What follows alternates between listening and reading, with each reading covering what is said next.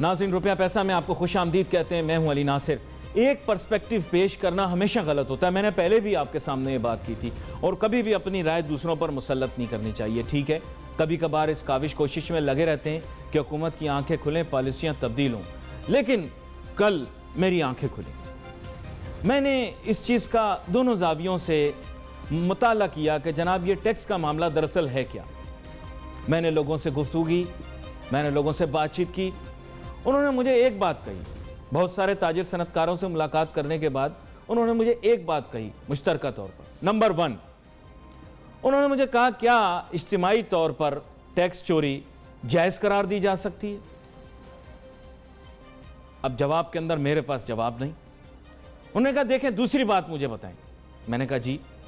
कहने लगे, देखिए बात यह है कि कुछ लोग टैक्स दें और कुछ लोग टैक्स ना दें, क्या यह ज्यादती नहीं है? मैंने कहा बात तो सही है। कहने लगे, साहब इतना बड़ा मुल्क जिसकी आबादी इस वक्त शायद 25 करोड़ तक पहुंचने वाली हो, वहां पर महज 20 लाख या शायद उससे कम या मामूली आगे पीछे तादाद के अंदर लोग टैक्स देते हों, क्या यह बात रियलिस्टिक है? मैं फिर चुप हो गया। उन्होंने कहा, देखिए गैर मुसावी जो रवैया है वो बरता नहीं जा सकता। बात यह कि अवाम में से चंद लोग टैक्स देने के लिए राजी हो जाएं तो उनके ऊपर सारा बोझ डाल दिया जाए, बाकी लोग कहें कि जनाब हम टैक्स नेट में नहीं आना चाहते, और वो भले ये कह रहे हो कि जी हम वॉलंटरीली नहीं आना चाह रहे, तो क्या ये सही है? मैं फिर चुप हो गया। उन्होंने कहा, साहब आप रोज शोर मचाते हैं टीवी पे आके, हुकूमत ने टैक्स लगा दिया, हुकूमत ने टैक्स लगा दिया। मुझे ये बताएं, क्या निज़ाम हुकूमत बगैर टैक्स के चलाया जा सकता है? फिर मैं चुप हो गया। कहने लगे, देखिए मुकदमे को दोनों तरफ से समझना चाहिए। कभी जज्बाती होकर यह नहीं कह देना चाहिए हम जीत गए, जैसे अब हमारा पड़ोसी मुल्क कहता है कि हम जीत गए, हम कहते हैं हम जीत गए। अब आगे समझ तो आप गए होंगे कि जीता कोई भी नहीं। लेकिन बात यह है कि जाविये दोनों देखने चाहिए, स्टडी करना चाहिए पॉइंट्स को, कोई ऐसा सोल्यूशन निकालना चाहिए जो कि वर्थवाइल हो। मैंने कहा हाँ बात ये सही। उन्होंने कहा, दोनों जावियों से चीज़ों को देखें। टैक्स चोरी को इज्तिमाई तौर पर अलाउ नहीं किया जा सकता। निज़ाम रियासत, निज़ाम हुकूमत बगैर टैक्स के नहीं चलाए जा सकते, और गैर मुसावी रवैया टैक्स की बुनियाद पर नहीं किया जा सकता कि कुछ लोग टैक्स दें और कुछ लोग टैक्स ना दें। ये तीनों पॉइंट्स लॉजिकल हैं। मैंने कहा जी। मैंने कहा फिर इस मौक़िफ़ पे बात होनी चाहिए, और इसके लिए मैंने ख़ास तौर पे ताजिर सनतकार बिरादरी की 2 ऐसी शख्सियात को बुलाया है जो मामलात को गहराई से समझते भी हैं, और ज़ाहिरी बात है इस डॉक्यूमेंटेशन और टैक्सेशन के प्रोसेस के पेट्रोनाइज करते हैं, एक तरह से कहते हैं हाँ भाई डॉक्यूमेंटेशन होनी चाहिए, टैक्स पेयर होना चाहिए, इनका मौक़िफ़ और मंतक सामने आना चाहिए। मेरे साथ यहाँ स्टूडियो में मौजूद हैं जनाब शमीम अहमद फिरपो साहब, जो कि साबिक सदर KCCI रहे हैं, और हमारे साथ मौजूद हैं जनाब हनीफ गौहर साहब, जो कि नायब सदर FPCCI रहे हैं, और इसके अलावा साबिक चेयरमैन आबाद भी रहे हैं, और फॉरेक्स जो आप कहें कि हमारे मुल्क के अंदर कारोबार है उसके भी जो है मैं कह सकता हूं कि उन लोगों में से हैं जो कि फाउंडर्स में से हैं इस बिज़नेस के, और उसकी अंडरस्टैंडिंग को समझते हैं। तो शमीम अहमद फिरपो साहब से गुफ्तगू का आगाज़ करते हैं। शमीम अहमद फिरपो साहब, अब बात कुछ ऐसी है कि ये तीनों जो मंतक पेश किए गए, मेरे सामने जो मौक़िफ़ रखा गया, ज़ाहिरी बात है ताजिर सनतकार बिरादरी के कुछ अशख़ास ने जब यह बात की तो मैं मुतासिर हुआ।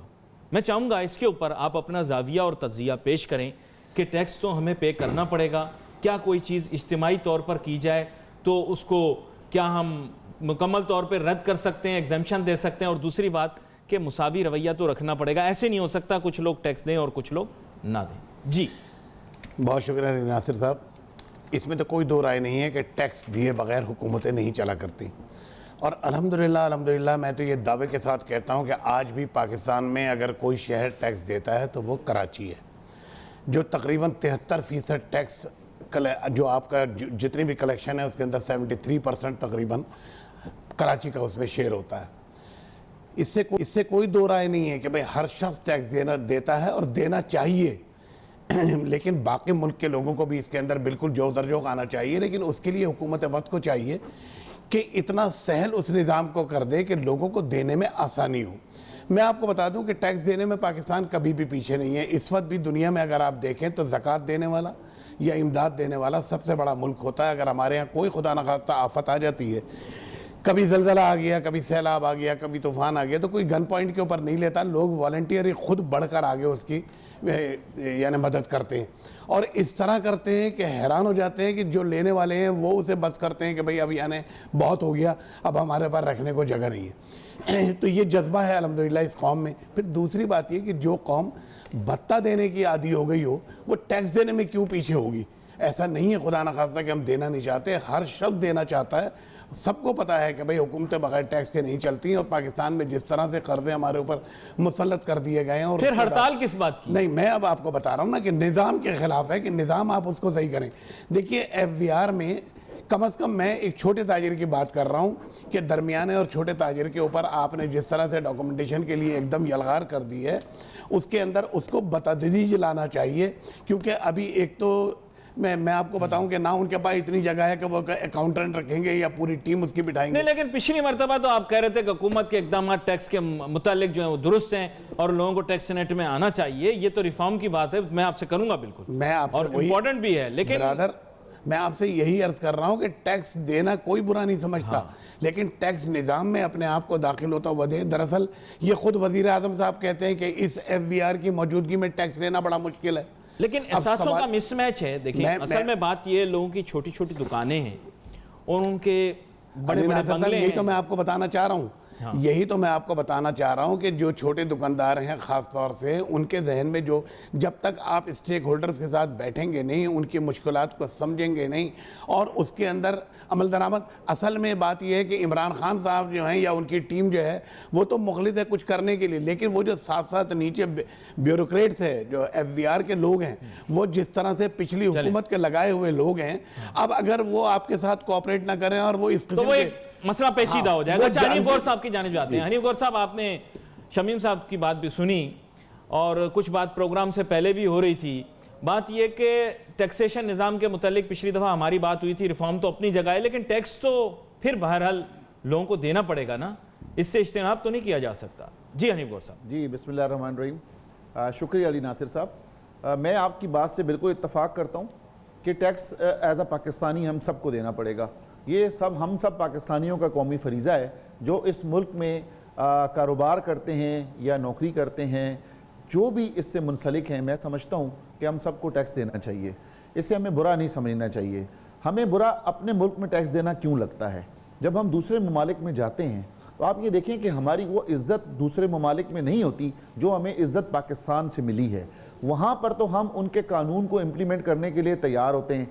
पाकिस्तान के अलावा अगर आप देखें कि दुनिया में सबसे बुरा जो समझा जाता है वो टैक्स ना देने वाले को समझा जाता है।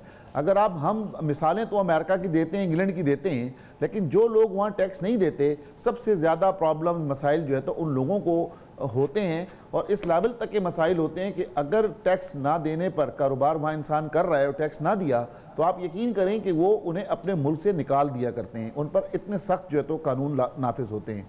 अब आ जाएं हम अपने मुल्क के ऊपर। अब ये देखें कि तमाम हुकूमतों ने माजी में भी कोशिशें की, लेकिन उन कोशिशों में वो सच्चाई नज़र नहीं आती थी गालिबन जो वो इम्प्लीमेंट कर सकें, क्योंकि वो ईमानदारी शायद नज़र नहीं आती थी कि जो इस हुकूमत की ईमानदारी कम अज़ कम नज़र आती है।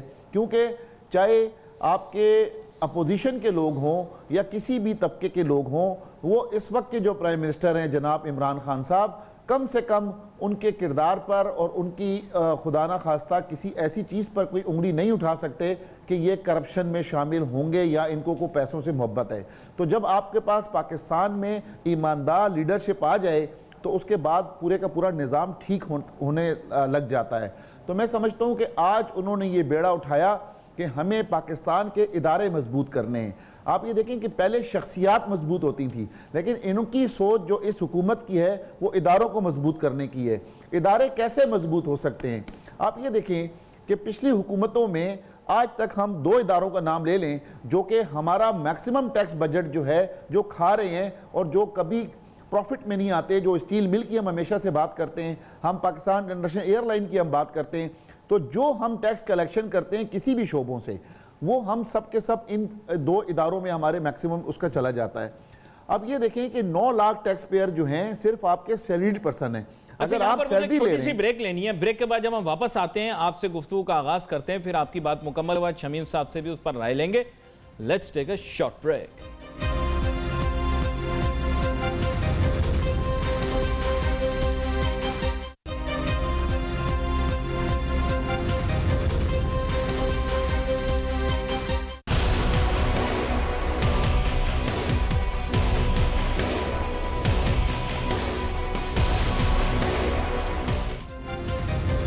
नाज़रीन, welcome back after the break. Rahmatullah Wazir साहब साबिक सीनियर मेंबर FBR भी हमें ज्वाइन कर चुके हैं और उनसे भी गुफ्तगू करते हैं, लेकिन हनीफ गौर साहब की बात अधूरी रह गई थी। मैं चाहूँगा सर उसको मुकम्मल कर लें ताकि बात आधी अधूरी ना रहे, पैगाम पूरा जाए। जी हनीफ गौर साहब। जी बहुत शुक्रिया अली साहब। मेरी गुजारिश यही थी कि जिस तरह से हम टैक्स की बात कर रहे थे कि मैंने वहाँ से स्टार्ट लिया था कि हम जब दूसरे ममालिक में जाते हैं तो वहाँ तो हम बड़े अच्छे अंदाज में टैक्स पे कर रहे होते हैं, लेकिन हमें अपने मुल्क में टैक्स पे करते हुए तकलीफ होती है। आप ये देखें कि आज भी रहमतुल्लाह वज़ीर साहब इसको एग्री करेंगे। मैं सबसे पहले तो वेलकम करता हूँ, हमारे पुराने दोस्त हैं, कि 9 लाख तकरीबन अगर आप देखें कि मैक्सिमम जो आज भी टैक्स पेयर हैं वो सैलरीड पर्सन हैं।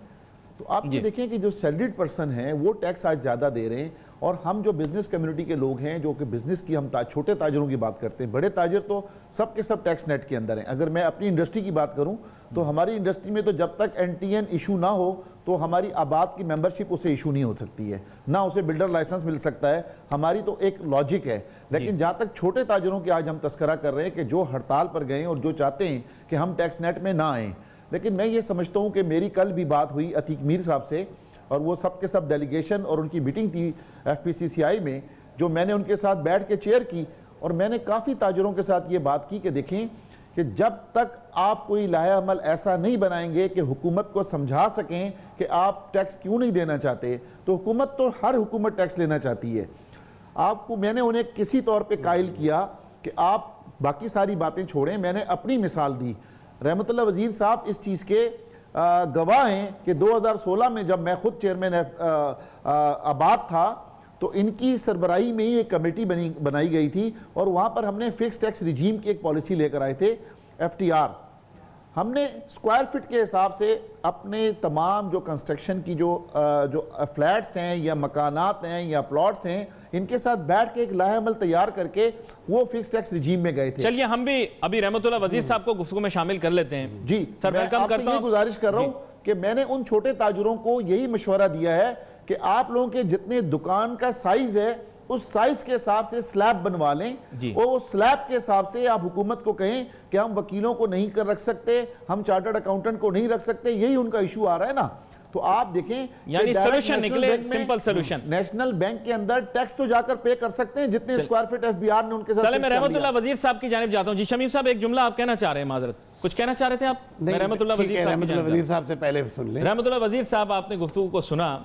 बात यह है कि हमारे यहाँ हम ये देख रहे हैं ताजिर सनतकार, छोटे ताजिर और जो हैं वो एहतिजाज कर रहे हैं कि जनाब टैक्स जो है उसका जो सिस्टम है वो ठीक नहीं है और हम टैक्स नहीं देना चाहते या NIC वगैरह नहीं प्रेजेंट करना चाहते।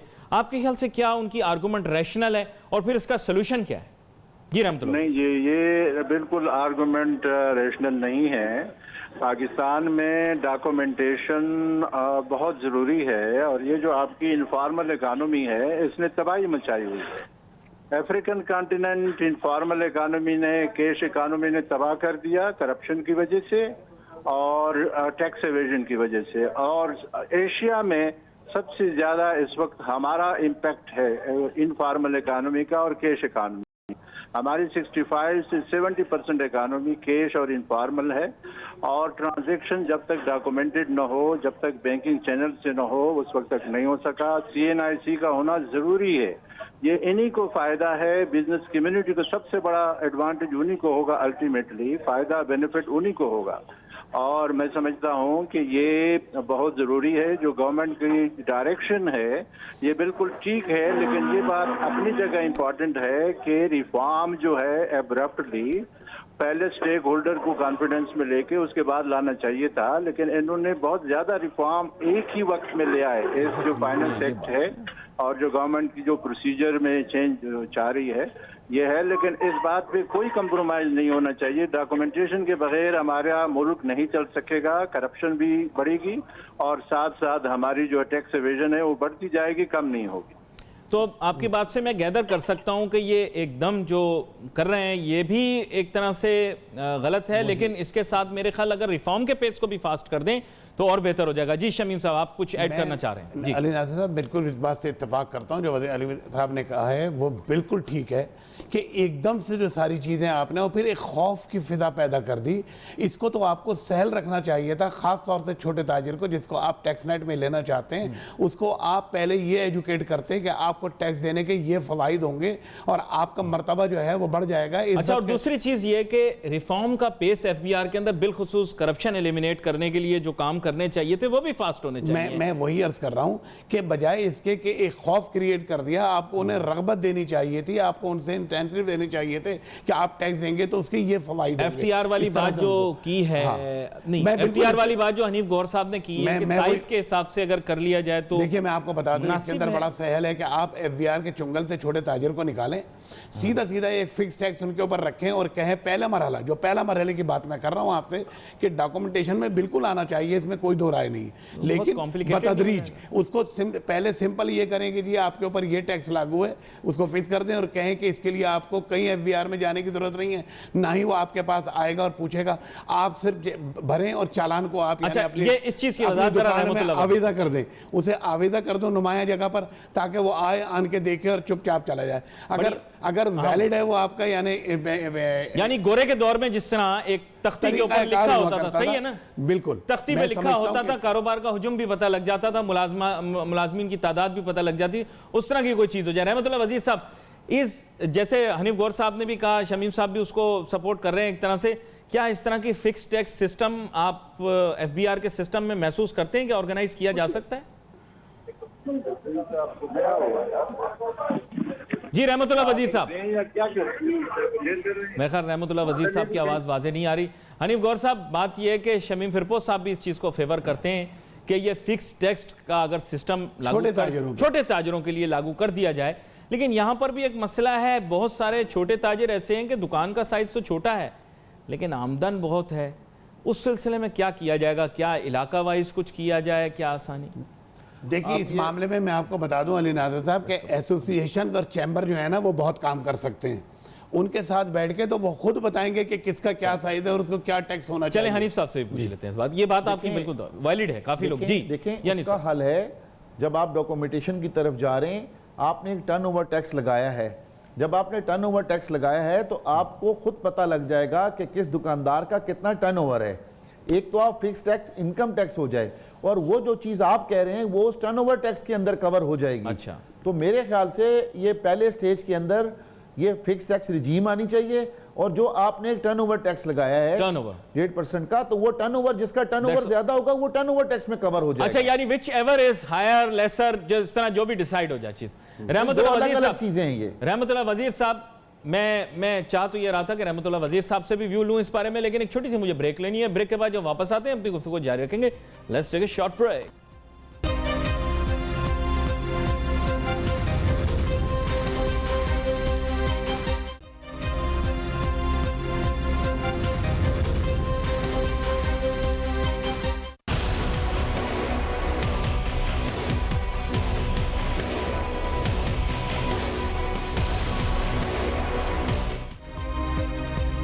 नाज़रीन welcome back after the break.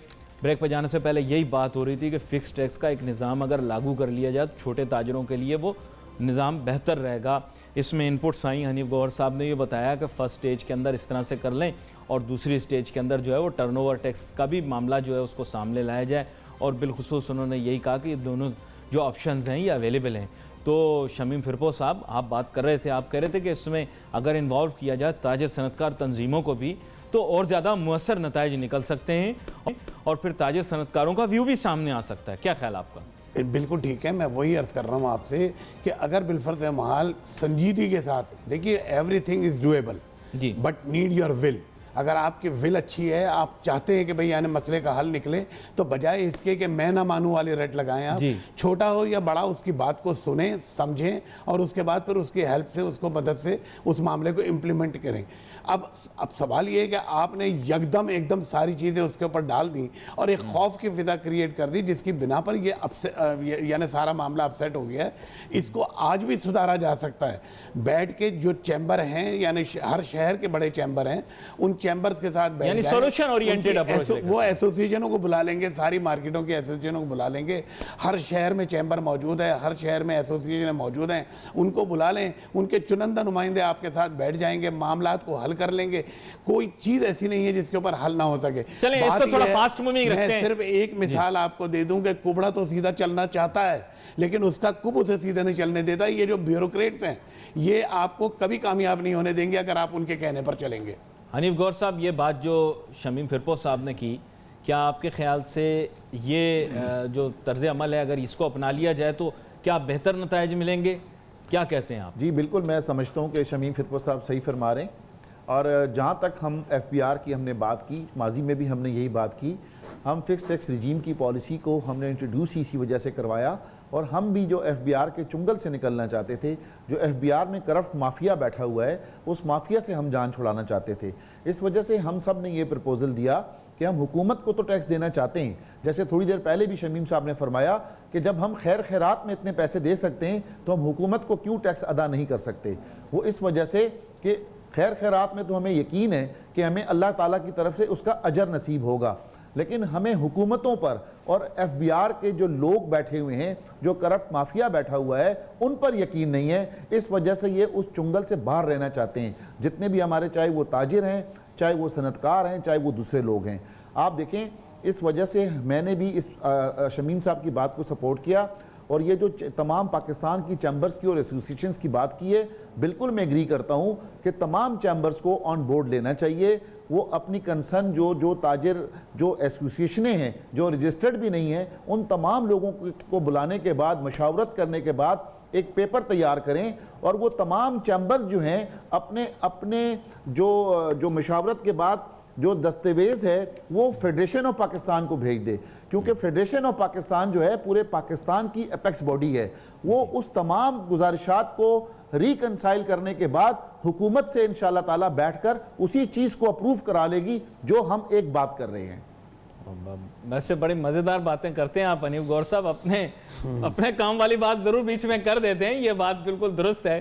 भले जब आपने फेडरेशन की बात की तो शमीम साहब के चेहरे के तासुरात थोड़े से बदले, लेकिन आज मैं कतई कोई झगड़ा लड़ाई नहीं करवाऊंगा क्योंकि मेरा इसमें कोई इरादा नहीं है। इसके बावजूद कि मैं आदत है मेरी कि मैं झगड़ा हो भी नहीं सकता, हम लोग दोस्त हैं, थोड़ी बहुत करवा देता हूं, लेकिन आज मैं नहीं करवाऊंगा क्योंकि मुझे आज सोल्यूशन बेस्ड नहीं मैं आपसे अर्ज करूं, देखिए हकीकत बहरहाल जो है उसको तो बयान किया जाएगा, इसमें कोई दो राय नहीं है कि एपेक्स बॉडी है, इसमें कोई दो राय नहीं है कि भाई तमाम चैम्बर्स की एपेक्स बॉडी है। लेकिन जो उसके यानी क्या कहते हैं लीडरान हैं, उनको थोड़ा सा चाहिए कि जो पाकिस्तान के इश्यूज है ना उसके ऊपर बात करें, इलाकाई पे नहीं। और उसके बाद आज नहीं करते हैं इस बारे में, आज इस बारे में बात ही नहीं करनी। बस खत्म, ठीक है। हनीफ साहब ने ये मस्बत तरीके से बात की है, अब आप भी मस्बत तरीके से बात करें ताकि तो मैं चाहूंगा जफर अली शाह साहब हमें ज्वाइन कर रहे हैं, जिनका ताल्लुक पाकिस्तान तहरीक इंसाफ से, बड़ी मारूफ शख्सियत है। जफर अली शाह साहब, मैं चाहूँगा थोड़ा सा आप इस मुतालिक हमें बताएं। हमारे साथ दो मारूफ तिजारत व सनत की शख्सियात बैठी हुई हैं, टैक्स के मुतालिक राय मुख्तलिफ पाई जा रही हैं, लेकिन मैंने सोचा कि एक मौक़िफ़ सभी तो जाना चाहिए कि टैक्स के बगैर निज़ाम हुकूमत नहीं चलाया जा सकता। और फिर ऐसा तो हो नहीं सकता कि गैर मुसावी रवैया अपनाया जाए, चंद लोग टैक्स दें और चंद लोग ना दें, तो टैक्स तो फिर हमें देना पड़ेगा ना। तो ऐसी बात तो खालिसतन नहीं की जा सकती जो आजकल हमारे यहाँ एक फ्लो चला हुआ है कि जी टैक्स गलत लग रहा है, ये वो, तो टैक्स तो देना पड़ेगा मुल्क को चलाने के लिए। क्या कहते हैं आप जफर अली शाह साहब? जनाब, पूरी दुनिया में कोई किसी मुल्क की मिसाल दे दें आप, कोई नाम ले ले उस मुल्क का कि फलां मुल्क जो है वो बगैर टैक्स के चल रहा है। बगैर टैक्स के हुकूमतें, रियासतें, मुल्क हुकूमतें नहीं चला करती। जिस तरह एक घर है, एक घर वाले का जो सरबराह है उसकी कमाई के बगैर ना वहां रात को रोटी पक सकती है, ना सोया जा सकता है, ना बिजली का बिल दिया जा सकता है, ना सुई गैस का बिल दिया जा सकता है। इसी तरह कोई मुल्क पूरा जो है ये भी एक घर है जिसमें किसी मुल्क में, अब हमारे मुल्क में 22-23 करोड़ से तजावज कर गया ये मुल्क। अगर हम टैक्स नहीं देंगे तो हमारे मुल्क को कौन चलाएगा? बाहर के लोग के तो आगे नहीं चलाएंगे, बल्कि बाहर के लोग तो हमसे भागेंगे, दूर भागेंगे। कोई यहाँ पर आकर इन्वेस्टमेंट नहीं करेगा। अच्छा, यहाँ पर कारोबार नहीं करेगा। ये बड़ी अहम बात आप कर रहे हैं। साबिक सदर केसीसीआई मौजूद हैं, ये कुछ आपकी बात के साथ कुछ बात जोड़ना चाह रहे हैं, जरा इनकी बात सुनिएगा। मैं आपसे अर्ज करूं, एक तो ये कहना गलत है कि पाकिस्तान में लोग टैक्स नहीं देते। टैक्स तो एक आम आदमी जो बिल्कुल अगर एक माचिस खरीदता है तो वो भी टैक्स देता है। मसला सिर्फ ये है कि इनडायरेक्ट टैक्सेस इतने उसके ऊपर लगा दिए गए कि कोई भी चीज आप परचेज करते हैं तो हर शब्द टैक्स देता है। मोबाइल में अगर चार्ज कराता है तो वो टैक्स देता है। टैक्स सब देते हैं। पहले मेरी बात सुन लें, इसके ऊपर तो ये बात नहीं होनी चाहिए कि पाकिस्तान के लोग टैक्स नहीं देना चाहते हैं और मजीद देंगे, लेकिन सिस्टम को आप सही कर, निजाम को सहल बनाएं। जफर अली शाह साहब, इनका कहने का मकसद ये है कि निजाम को भी थोड़ा सहल बनाएं ताकि टैक्स देने वाले जो हैं वो निजाम। देखें जी, ये तो मैं बिल्कुल इनके साथ हूँ। निजाम के बगैर तो कोई आगे बात चल ही नहीं सकती था। लेकिन मैं माजरत से मैं माफी चाहता हूँ इनसे कि अगर निजाम इस तरह चलाया जाए कि बिजनेसमैन या मुल्क के सरमायादार लोग ये कहें कि बीच में से जी आईडी कार्ड को निकाल दें जी, इसका जिक्र ना कहीं हो, तो फिर हो जाए। ये क्या बात हुई? यानी मैं भी देता हूँ टैक्स और लोग भी देते हैं, बेशुमार लोग देते हैं टैक्स। लेकिन अगर टैक्स देते हैं तो टैक्स के साथ अगर आईडी आ जाए तो उसमें क्या आफत आ जाएगी? मतलब ये बात तो देख रहे हैं कितनी रैशनल है, रैशनल इस बात में मौजूद है कि ये बैठ के एजुकेट करने की जरूरत है। यानी आईडी का मतलब क्या है? आईडी का मतलब है शनाख्त कि गुलजार खान, बशीर खान, नजीर खान ये जो है टैक्स दे रहा है और इसका ये आईडी कार्ड नंबर है। अल्लाह खैर सला। अगर ये जाती और जाता तौर पर कोई जाती कर रहा है, उसके खिलाफ कानून मौजूद है, अदालतें मौजूद हैं और उसके खिलाफ चैलेंज किया जा सकता है। अच्छा, ये ऐसी बात नहीं। हनीफ गौर साहब भी एक बात कहना चाह रहे हैं आप ही की बात के साथ जोड़ते हैं। हनीफ गौर साहब जी, मैं जफर अली शाह साहब, मैं फ़ायदा उठाना चाहूँगा जफर अली शाह साहब को कि ये हुकूमत को रिप्रेजेंट कर रहे हैं। मैं इनसे गुजारिश करूँगा कि आईडी बिल्कुल होनी चाहिए। और मैं समझता हूँ कि पिछले दिनों में तो ये बात तकरीबन फाइनल हो गई थी, जो हमारा नादरा का आईडी कार्ड है वही टैक्स नंबर होगा। तो आप ये देखें, इस बारे में भी थोड़ा सा जी आप उसी को मैं समझता हूँ जफर अली शाह से मैं गुजारिश करूँगा कि इसे जल्द से जल्द मुतारिफ कराया जाए ताकि नए टैक्स पेयर वाली बात ही खत्म हो जाए।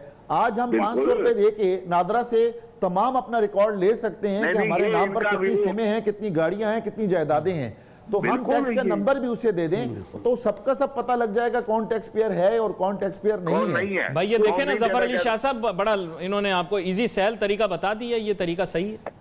ये बिल्कुल सही है। मैं समझता हूँ कोई ताकि ऑटोमेटिकली हर शख्स जो है अपने आईडी कार्ड नंबर से उसका जो है वो CNIC मिल जाए, जो इनकम टैक्स नंबर है। कोई हर्ज नहीं इसमें, ये फर्स्ट क्लास सही बात है। लेकिन इससे भी लोग भागते हैं।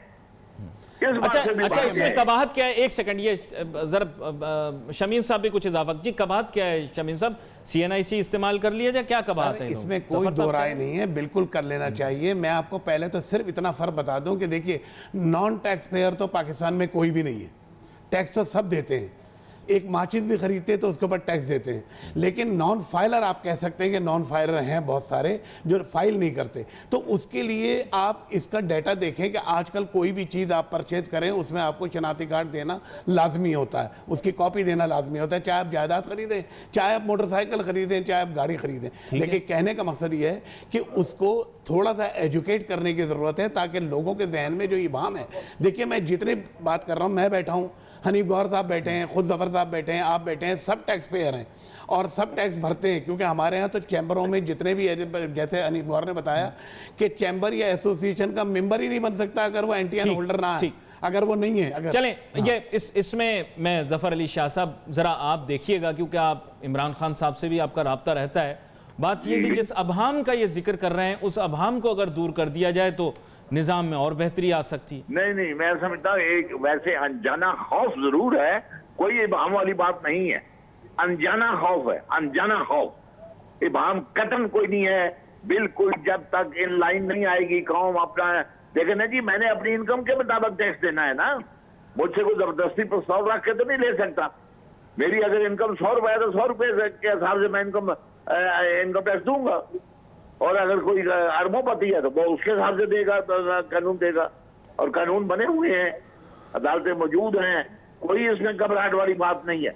मैं समझता हूँ कि सही सच्चा पाकिस्तानी बात सिर्फ शहरी इतनी यही है। है जो कि वॉलंटियर होकर सामने आकर अपने टैक्स अदा करता मैं है। बिल्कुल इस बात से इत्तेफाक करता हूं कि निज़ाम बना हुआ है, सब कुछ सारा मामला है, लेकिन जो टैक्स कलेक्टर है ना वो सही नहीं है, उनके ऊपर लोगों को एतमाद नहीं है, उन पे एतमाद नहीं है, इसलिए छोटा तो छोटा यानी जो टैक्स कि पेयर है वो आने से घबराता है उसके यानी अंदर। मजबूरी तौर पर एक जिसे हम अंडरस्टैंड कर पा रहे हैं वो ये है कि पाकिस्तान की आवाम टैक्स देना चाहती है, पाकिस्तान के लोग 100% टैक्स देना चाहते हैं, उनके लिए भी निज़ाम सहल बनाया जाए, टैक्स तहम देना पड़ेगा अगर निज़ाम हुकूमत को इसमें कोई दो चलाना राय है, नहीं है। और मुसावी तौर पर टैक्स को लागू भी करना पड़ेगा ताकि कुछ लोग सारा बोझ ना उठाएं, बिल्कुल। बल्कि तमाम लोग जो हैं वो उसका उतना बोझ लें जितना उन पर हक बनता है या हक लाजिम है। यहाँ पर नाजरीन हमारे प्रोग्राम का वक्त खत्म हुआ चाहता है। We wait for your messages on Facebook. यहाँ पे सिर्फ हमारी टीम को इजाज़त दीजिए। अल्लाह हाफिज़।